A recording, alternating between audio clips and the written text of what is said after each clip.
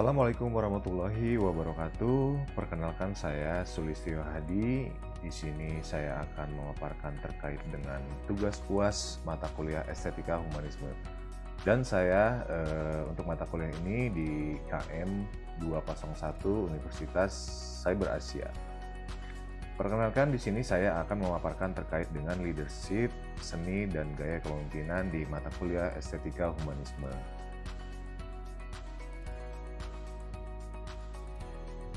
Kepemimpinan di dalam sosial kapital atau modal sosial. Di sini saya akan memaparkan terkait dengan latar belakang kepemimpinan.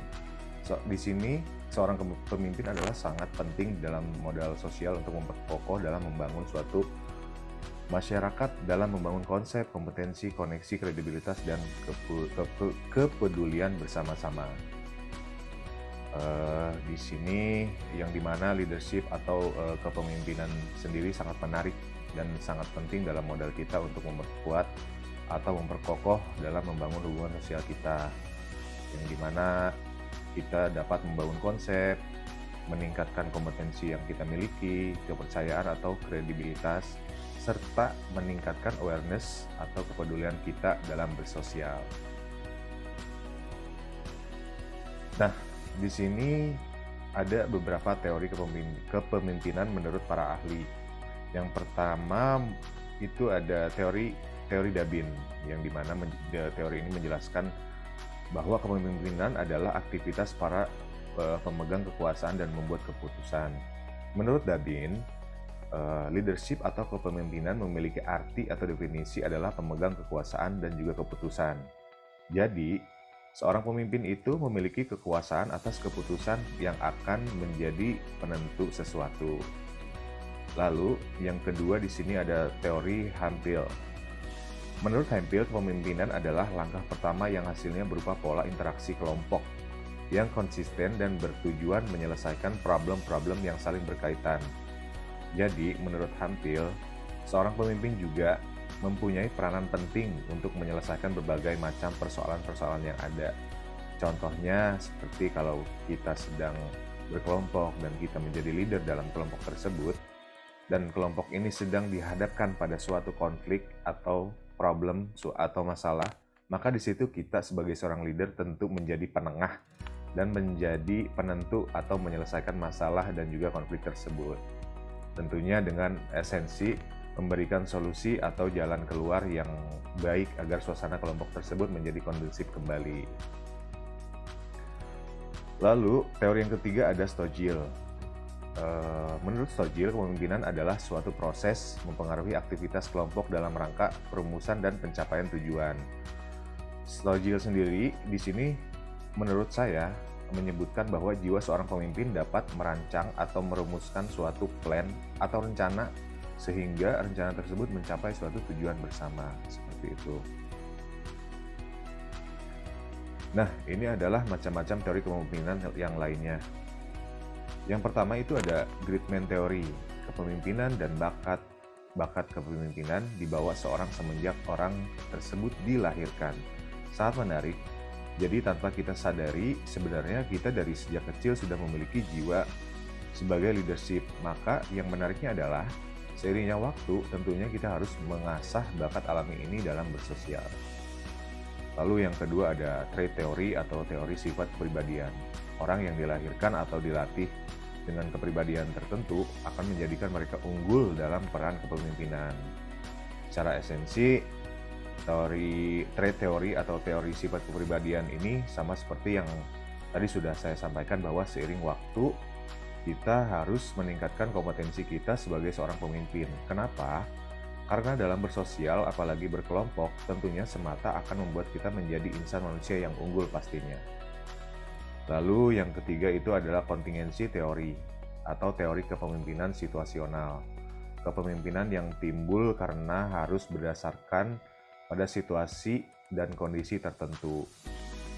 Kontingensi teori menurut saya adalah jiwa pemimpin tentunya tidak serta-merta setiap saat muncul atau ditonjolkan. Pastinya ada waktu-waktu tertentu jiwa leadership itu akan muncul, misalnya pada saat kita harus memutuskan suatu keputusan. disitulah jiwa kepemimpinan kita akan muncul. Lalu yang keempat itu ada teori gaya dan perilaku. Seorang dapat belajar dan berlatih untuk menjadi pemimpin melalui ajaran, pengalaman, dan pengamatan yang baik.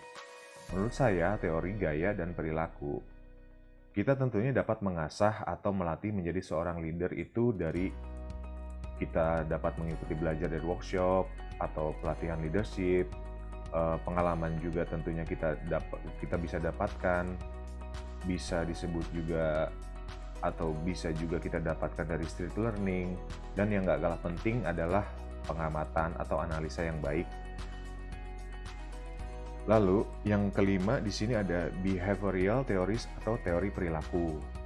Pemimpin ditentukan oleh perilakunya dalam melaksanakan fungsi-fungsi kepemimpinan, dan perilaku tersebut dapat dipelajari atau dilatih. Sangat menarik, menurut saya seorang pemimpin itu ditentukan tentunya dengan perilaku yang baik juga. Gak ada istilahnya seorang yang dijadikan pemimpin, menjadi seorang leader itu yang berperilaku buruk seperti itu. Lalu yang terakhir itu ada teori servant atau teori kepemimpinan pelayan. Gaya kepemimpinan ini cenderung fokus untuk memenuhi kebutuhan pengikut dan membantu mereka menjadi untuk lebih mandiri dan berwawasan lebih luas. Teori servant sendiri menurut saya, teori ini tentunya mengajarkan kita untuk menjadi seorang pemimpin yang juga tentunya tidak melulu untuk selalu dilayani. Justru kebalikannya, seorang pemimpin itu adalah melayani, mengayomi, mendengarkan pendapat atau masukan-masukan dari luar, tentunya guna untuk menjadikannya suatu kesimpulan menjadi suatu keputusan yang baik. Nah, selanjutnya di sini ada kualitas yang harus dimiliki seorang pemimpin. Yang pertama itu ada kesadaran diri. Kepemimpinan yang hebat dimulai dengan kesadaran diri. Menyadari kualitas diri sendiri, kelemahan, gaya, karakter, kepribadian, dan sebagainya. Secara signifikan mungkin mempengaruhi bagaimana pemimpin menjalankan dan bergaul dengan orang lain. Dengan sadar diri, seorang pemimpin dapat dengan sengaja mempengaruhi keadaan dan suasana potensial kelompok. Jadi menurut saya adalah kualitas yang harus dimiliki seorang leader. Kepemimpinan yang hebat adalah bagaimana dia mengenal dirinya terlebih dahulu atau memiliki kesadaran diri terlebih dahulu. Nah, ini penting karena seorang pemimpin itu harus mengenal dirinya seperti apa. Kita juga harus berkontemplasi sebagai seorang pemimpin, tentunya introspeksi itu juga diperlukan. Gaya seperti apa, kepribadian, dan karakter kita seperti apa. Bagaimana kita bersosial atau bergaul dengan yang lainnya. Penting juga pastinya kita sebagai seorang leader untuk bisa menempatkan diri dengan adanya sadar diri seorang pemimpin dapat dengan sengaja mempengaruhi keadaan dan suasana dalam bersosial atau berkelompok seperti itu. Lalu selanjutnya di sini ada kepemimpinan dalam kehidupan sehari-hari. Pemimpin di kehidupan sehari-hari dapat diartikan adalah kita, kenapa kita? Karena pada kenyataannya setiap hari kita selalu dihadapkan dengan banyaknya pilihan untuk menentukan suatu keputusan baik atau buruk yang mengantarkan kita pada pengalaman baru. Di sini saya memahami bahwa kepemimpinan dalam kehidupan sehari-hari tanpa kita sadari juga, keseharian kita selalu dihadapkan pada pilihan. Meskipun pilihan itu bisa kita hadapi tergantung dengan keadaan, yang dimana pilihan tersebut mengharuskan kita cepat untuk mengambil suatu keputusan. Lalu di sini juga kepemimpinan dalam kehidupan sehari-hari. Di sini yang pertama adalah tingkatkan self awareness. Tentunya kita harus peduli dengan lingkungan. Lalu di sini juga ada kepemimpinan renungkan sesuatu yang berarti. Di sini kita diajarkan untuk merenungkan sesuatu yang berarti dalam hidup. Memikirkan kembali dampak baiknya apa, mengubah hidup kita, itu bisa menjadi suatu hal yang berarti dalam hidup kita. Lalu di sini juga ada tumbuhkan kesopanan. Tentunya seorang pemimpin harus mempunyai rasa humble atau rendah diri. Jadi jadinya kita memiliki segudang keahlian dan kemampuan, tapi kita tidak memiliki kesopanan. Lalu di sini juga saya tidak akan menjelaskan lebih detail lagi. Mungkin saya akan menjelaskan kesimpulannya saja.